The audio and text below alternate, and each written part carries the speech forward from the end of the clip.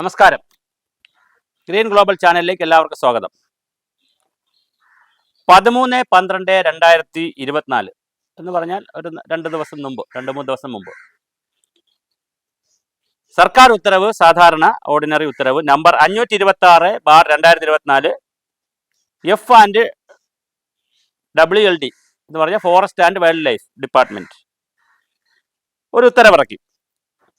ആ ഉത്തരവനുസരിച്ച് വനം വന്യജീവി വകുപ്പാണ് ഈ ഉത്തരവിറക്കിയിരിക്കുന്നത്. ആ ഉത്തരവനുസരിച്ച് ഒരാശങ്ക ഉണ്ട്. കേരളത്തിലെ സർക്കാർ തദ്ദേശ സ്വയംഭരണ സ്ഥാപനങ്ങളിലെ ക്യാമ്പസിനകത്ത് നിൽക്കുന്ന മരങ്ങൾക്ക് ചരമഗീതം പാടുമോ എന്നൊരു സംശയമുണ്ട്. ആ ഉത്തരവിനൊരു മുമ്പ് മറ്റൊരു ഉത്തരവ് നമ്മുടെ ഇവിടെ ഉണ്ടായിരുന്നു. അതായത്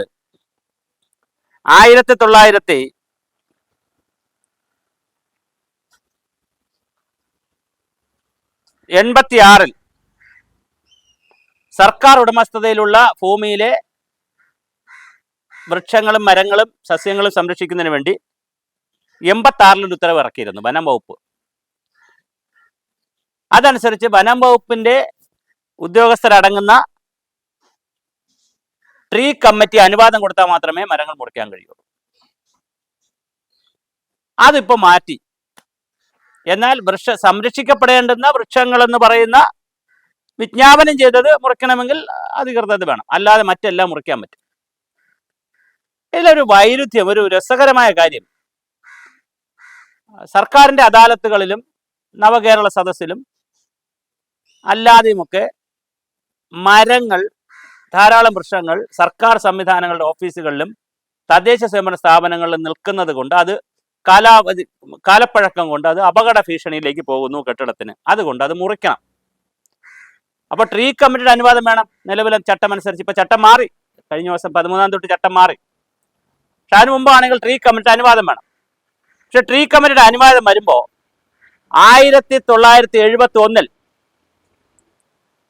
NR നായർ 1971 NR നായർ എന്ന് പറയുന്ന ഒരു വ്യക്തി തയ്യാറാക്കിയ റിപ്പോർട്ടിന്റെ അടിസ്ഥാനത്തിലാണ് വില നിശ്ചയിച്ചിരിക്കുന്നത്. 1971 വർഷം ഇപ്പൊ 50 കഴിഞ്ഞേ. അത് പുതുക്കിയിട്ടില്ല. അത് പുതുക്കാത്തത് കൊണ്ട് ചെറിയ തുകയാണ് ഈ ലേലത്തിന് ഫിക്സ് ചെയ്തു പോകുന്നത്. അതുകൊണ്ട് ആളുകൾ എടുക്കാറില്ല. അപ്പൊ ചുരുക്കത്തിൽ ട്രീ കമ്മിറ്റി വന്ന് ഈ മരം അപകടമാണ്, കാലപ്പഴക്കം കഴിഞ്ഞു, മുറിക്കാം. പക്ഷെ അപ്പോഴും ഒരു നിയമമുണ്ട്. ഒരു മരം മുറിക്കുമ്പോൾ 10 തൈ നടണം, 10 വൃക്ഷത്തെ നടണം. ഇതാണ് നിയമം. അപ്പൊ ട്രീ കമ്മിറ്റി വന്ന്, ഫോറസ്റ്റ് ഓഫീസർ ഉള്ള കൺവീനർ ആയിട്ടുള്ള കമ്മിറ്റി വന്ന് ട്രീ കമ്മിറ്റി അസസ് ചെയ്ത് വിലയിട്ട് 10 തൈ വയ്ക്കാനുള്ള സ്ഥലവും കണ്ടുപിടിച്ച് 10 തൈ വച്ചാൽ മാത്രമേ ഇത് മുറിക്കാൻ സമ്മതിക്കൂ. അത്രയും മനോഹരമായ നിയമത്തെ 1971 വിലയെ NR നായർ അവർ കൊടുത്ത വില നിശ്ചയ സംവിധാനത്തെ അല്ലെങ്കിൽ ആ ഒരു പാറ്റേണിന് പുതുക്കി പുതിയ രൂപത്തിലാക്കുന്നതിന് പകരം വനം വകുപ്പ് ഉത്തരവാദിത്വത്തിൽ നിന്ന് ഒഴിവായി.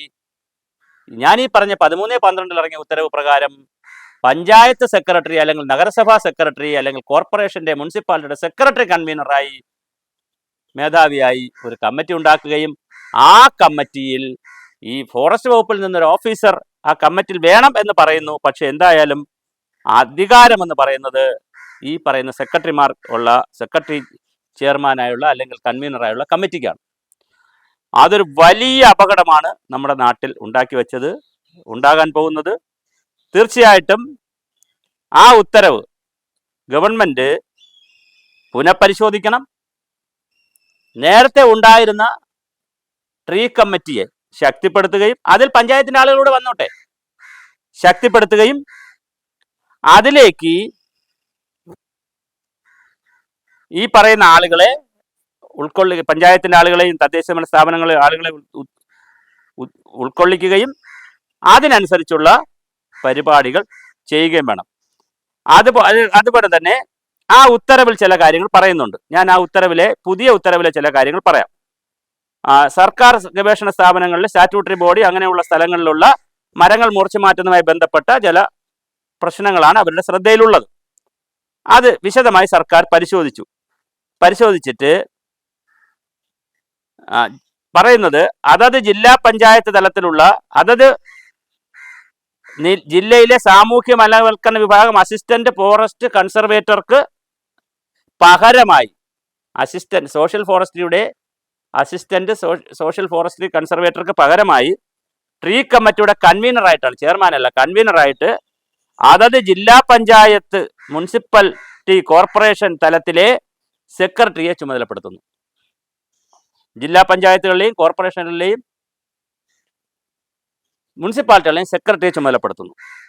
മരം മുറിക്കുന്നതിന് അനുമതി തേടിക്കൊണ്ടുള്ള അപേക്ഷ സമർപ്പിക്കേണ്ടത് ബന്ധപ്പെട്ട സെക്രട്ടറിക്കാണ്. അപ്പൊ അതിന് വനംവകുപ്പിലേക്ക് അപേക്ഷ കൊടുക്കണ്ട. മറ്റ് സ്ഥലങ്ങളിൽ അസിസ്റ്റന്റ് എഞ്ചിനീയർമാർക്കും പഞ്ചായത്ത് വകുപ്പിൽ അസിസ്റ്റന്റ് എഞ്ചിനീയർമാരാണ് അത് സപ്പോർട്ട് ചെയ്യേണ്ട ഒരു ടെക്നിക്കൽ ആള്. മറ്റ് സ്ഥലങ്ങളിൽ അതേ റാങ്കിലുള്ള ആളിന് ഇത് ചെയ്യാവുന്നതാണ്.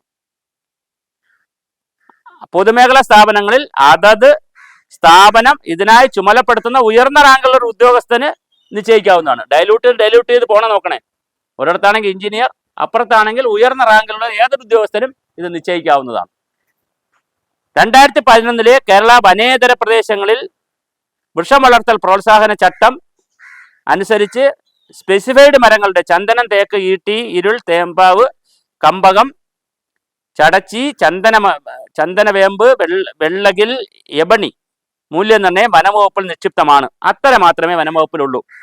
78 Kerala forest produce fixation of selling price act പ്രകാരം വനവിഭവങ്ങളായി നിർവചിക്കപ്പെട്ട മരങ്ങൾ ഉൾപ്പെടെയുള്ളവയുടെയും മൂല്യനിർണ്ണയം ആ നിയമത്തിൽ കീഴിൽ വിജ്ഞാപനം ചെയ്യപ്പെട്ട കണക്കിലെടുക്കേണ്ടതാണ്. അപ്പൊ ചുരുക്കത്തിൽ വളരെ കുറച്ച് കാര്യങ്ങൾ ഒഴിച്ച് ബാക്കിയെല്ലാം മുറിക്കുന്നതിന് അവസരം കൊടുക്കുന്നു എന്നുള്ളതാണ് ഈ ഉത്തരവിൽ പറഞ്ഞിരിക്കുന്നത്. അപ്പോൾ തീർച്ചയായിട്ടും ഒരു ഭയമുള്ളത് പരിസ്ഥിതി പ്രവർത്തകർക്കും അതുപോലെ തന്നെ പ്രകൃതി സ്നേഹികൾക്കും ഈ നാട്ടിലെ പൊതുജനങ്ങൾക്കും ഒരു ഭയമുള്ളത് ഈ തദ്ദേശ സ്വയംഭരണ സ്ഥാപനങ്ങളുടെയും പൊതുമേഖലാ സ്ഥാപനങ്ങളുടെയും സർക്കാർ സ്ഥാപനങ്ങളുടെയും അകത്ത് നിൽക്കുന്ന ക്യാമ്പൗണ്ടിൽ നിൽക്കുന്ന മരങ്ങൾ അത് കാലപ്പഴക്കം ചെന്നതായാലും ഏതായാലും അതിലൊരു മൂല്യമുണ്ടെങ്കിൽ അതിൽ കണ്ണ് വയ്ക്കും ആരെങ്കിലുമൊക്കെ. അപ്പോൾ കണ്ണ് വച്ചാൽ അവിടുത്തെ ജില്ലയിലെ സെക്രട്ടറിമാരെന്നൊക്കെ പറയുമ്പോൾ തീർച്ചയായിട്ടും അത് പിന്നെ പൊളിറ്റിക്കലായിട്ടുള്ള അല്ലെങ്കിൽ കോർപ്പറേഷൻ്റെ സെക്രട്ടറി അല്ലെങ്കിൽ മുനിസിപ്പാലിറ്റി സെക്രട്ടറി ജില്ലാ പഞ്ചായത്തിലെ സെക്രട്ടറിക്കൊക്കെ വിചാരിച്ചാൽ ആ കമ്മിറ്റി വിചാരിച്ചാൽ അത് മുറിക്കാൻ പറ്റും. ആ കമ്മിറ്റിയിൽ എഞ്ചിനീയർ ഉണ്ടെന്നേ ഉള്ളൂ, ഫോറസ്റ്റ് വകുപ്പിൽ നിന്നൊരു ഉദ്യോഗസ്ഥൻ ഉണ്ടെന്നേ ഉള്ളൂ, പരമാധികാരമില്ല. യഥാർത്ഥത്തിൽ ചെയ്യേണ്ടിയിരുന്നത് 1971 NR നായർ കമ്മിറ്റിയുടെ ആ റേറ്റും സംവിധാനങ്ങളെയും പുനർക്രമീകരിച്ച് വനംവകുപ്പിന് തന്നെ ഇത് നിർത്തേണ്ടിയിരുന്നതല്ലേ. ഒരു തലവേദന ഒഴിവാക്കുന്നതിന് വേണ്ടിയിട്ട് മന്ത്രി തന്നെ പറയുന്നത് ഒരു വലിയ തലവേദനയാണ്. വനംവകുപ്പ് മന്ത്രി പലപ്പോഴും പറഞ്ഞിട്ടുണ്ട്, ഇതൊരു വലിയ തലവേദനയാണ്, ഞങ്ങൾ ഒഴിവാക്കി തരാം, ഞങ്ങൾക്ക് നിങ്ങളുടെ മരമൊന്നും വേണ്ട എന്ന് പറയുന്നു. നിങ്ങളുടെ മരമല്ല, വനംവകുപ്പിൻ്റെതാണ് മരം എന്ന് ബഹുമാനപ്പെട്ട മന്ത്രി തിരിച്ചറിയണം. ഈ ഉത്തരവ് ഇറക്കിയവർ അത് തിരിച്ചറിയണം. തീർച്ചയായിട്ടും വലിയ ആശങ്ക ഈ ഉത്തരവിന് പിന്നിലുണ്ട്. കഴിഞ്ഞ ദിവസം തിരുവനന്തപുരത്തെ പബ്ലിക് ഓഫീസിൽ നമ്മുടെ മ്യൂസിയത്തിനടുത്തുള്ള പബ്ലിക് ഓഫീസിൽ വലിയൊരു മരം മുറിക്കുന്നതായി കടഞ്ഞിട്ട് ഞാൻ അവിടെ പോയിരുന്നു. എന്നോടൊപ്പം പരിസ്ഥിതി പ്രവർത്തകരും ഉണ്ടായിരുന്നു, തിരുവനന്തപുരത്തെ പരിസ്ഥിതി പ്രവർത്തകരും ഉണ്ടായിരുന്നു.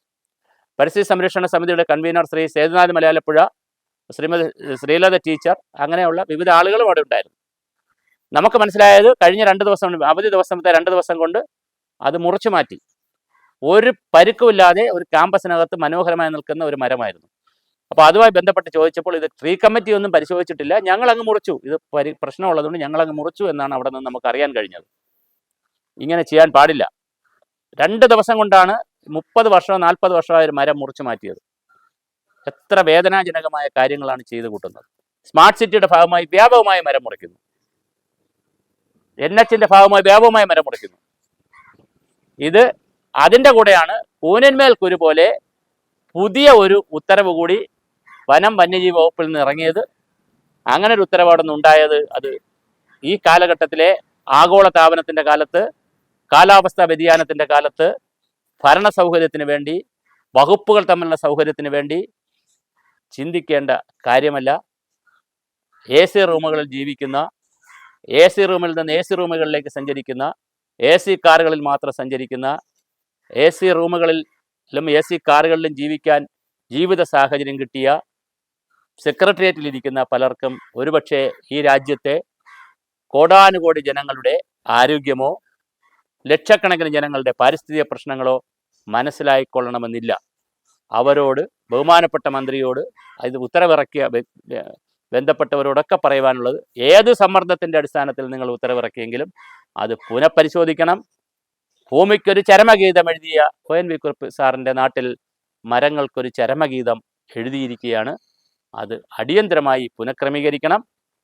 ആ ഉത്തരവ് തീർച്ചയായും പിൻവലിച്ച് വനം വകുപ്പിന് തന്നെ കാലത്തിനനുസരിച്ച് ആ വകുപ്പിൻ്റെ പുതിയ ആളുകളെ വേണമെങ്കിൽ ചുമതലപ്പെടുത്തിക്കോളൂ, പുതിയ റേറ്റ് ഫിക്സ് ചെയ്തോളൂ, എന്തും പുതിയതായിട്ട് ചെയ്യാം.